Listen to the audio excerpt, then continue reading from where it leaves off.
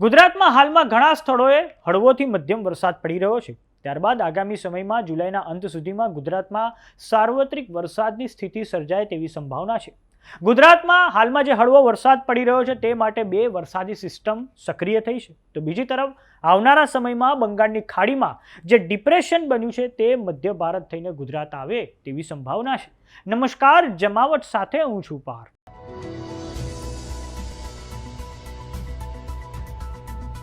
8મી જુલાઈ પછી ગુજરાત સહિત જે ભારતના મોટાભાગના વિસ્તારો છે ત્યાં એક મોન્સૂન બ્રેકનું નિર્માણ થયું હતું। વરસાદનો ટ્રફ હિમાલય તરફ ખસી જતા તાપમાનમાં પણ વધારો નોંધાયો હતો। આ ઉપરાંત પૂર્વ એશિયામાં ચીન, તાઇવાન અને દક્ષિણ જાપાનના વિસ્તારો પર જે ટાઇફૂન બાવી બન્યું હતું તે કારણે પણ બંગાળની ખાડીનો જે ભેજ છે તે પૂર્વ એશિયામાં ખેંચાઈ ગયો હતો। જોકે તે પછી પણ બંગાળની ખાડીમાં એક વરસાદી સિસ્ટમ બની છે।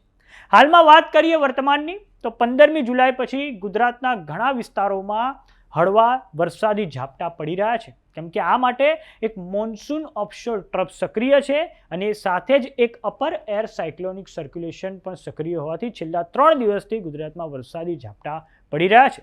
હવે દર્શક મિત્રો, આપણે વિન્ડી મોડલની મદદથી સમજીએ તો તમે સ્ક્રીન પર જોઈ રહ્યા છો આ ભારતનો નકશો। હાલમાં વાત કરીએ બંગાળની ખાડીમાં એક જે વરસાદી સિસ્ટમ બની હતી તે હાલમાં ઉત્તર ઝારખંડનો જે વિસ્તાર છે, પૂર્વીય યુપીનો વિસ્તાર છે અને જે છત્તીસગઢનો વિસ્તાર છે ત્યાં હાલમાં તે સ્થિર થયેલું છે અને ત્યાં હાલમાં ભારે વરસાદ પડી રહ્યો છે। વાત કરીએ હવે ગુજરાતની, તો ગુજરાતમાં આજે અને આવનારા સમયમાં વરસાદની સ્થિતિ કેવી રહેવાની છે, તો ગુજરાતમાં આજે 19 તારીખ છે, તો 19મી તારીખે દક્ષિણ ગુજરાતના જે વિસ્તારો છે, જે સુરતની આસપાસના જે વિસ્તારો છે ત્યાં હળવા ઝાપટા પડી શકે છે। આ પછી વાત કરીએ સૌરાષ્ટ્રની, તો સૌરાષ્ટ્રમાં જે વેરાવળનો આસપાસનો જે વિસ્તાર છે ત્યાં હળવો વરસાદ પડી શકે છે। આ ઉપરાંત જે મધ્ય ગુજરાતનો વિસ્તાર છે ત્યાં પણ હળવો વરસાદ રહેવાની સંભાવના છે। હવે દર્શક મિત્રો, આપણે વાત કરીએ ગુજરાતમાં આજે અને આવતીકાલે વરસાદની સ્થિતિ શું રહેવાની છે, તો ગુજરાતમાં આજે દક્ષિણ ગુજરાતનો જે વિસ્તાર છે, સુરત છે, નવસારી છે, વલસાડ છે, ત્યાં પણ હળવાથી મધ્યમ ઝાપટા પડી શકે છે। આ ઉપરાંત જે બરોડાની આસપાસનો વિસ્તાર છે ત્યાં પણ વરસાદ પડી શકે છે। મધ્ય ગુજરાતમાં જે ગોધરા છે, દાહોદ છે ત્યાં પણ હળવો વરસાદ રહેવાની સંભાવના છે। ઉત્તર ગુજરાતમાં જે મહેસાણાની આજુબાજુનો વિસ્તાર છે ત્યાં પણ વરસાદી ઝાપટા પડી શકે છે।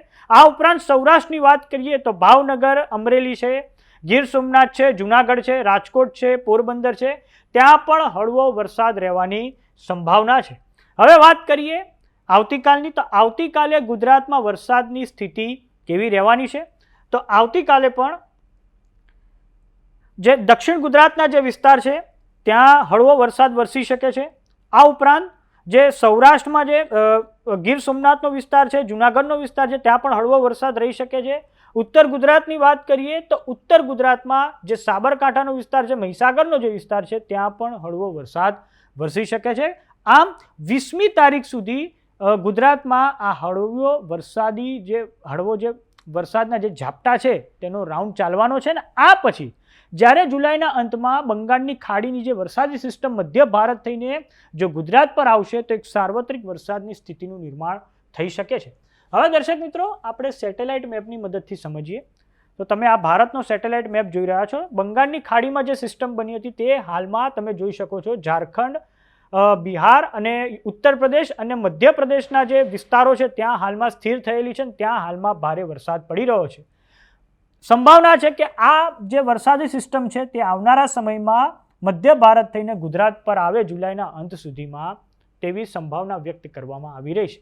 હવે આપણે હવામાન ખાતાની આગાહીની મદદથી જોઈએ કે આજે ગુજરાતમાં ક્યાં વરસાદ પડવાની સંભાવના છે, તો આજે હવામાન ખાતાએ સમગ્ર ગુજરાતમાં 19મી તારીખના રોજ સમગ્ર ગુજરાતમાં હળવાથી મધ્યમ વરસાદી ઝાપટા પડવાની આગાહી કરી છે। સૌરાષ્ટ્રની વાત કરીએ તો સૌરાષ્ટ્રમાં ભાવનગર, અમરેલી, ગીર સોમનાથ, જુનાગઢ, પોરબંદર, દેવભૂમિ દ્વારકા, જામનગર, રાજકોટ, મોરબી, સુરેન્દ્રનગર, બોટાદમાં, આ પછી કચ્છમાં પણ હળવો વરસાદ રહેશે। સાથે જ ઉત્તર ગુજરાતમાં પણ વાવ, થરાદ, બનાસકાંઠા, પાટણ, મહેસાણા, સાબરકાંઠા, અરવલ્લી, ગાંધીનગર ત્યાં પણ હળવો વરસાદ રહી શકે છે। મધ્ય ગુજરાતની વાત કરીએ તો અમદાવાદ, ખેડા, આણંદ, પંચમહાલ, દાહોદ, મહીસાગર ત્યાં પણ હળવો વરસાદ રહી શકે છે। અને દક્ષિણ ગુજરાતમાં દમણ, વલસાડ, દાદરા નગર હવેલી, નવસારી, ડાંગ, તાપી, સુરત, ભરૂચ, નર્મદા, બરોડા અને છોટાઉદેપુર એટલે કે સમગ્ર ગુજરાતમાં હાલમાં હળવા વરસાદી ઝાપટા પડવાના છે।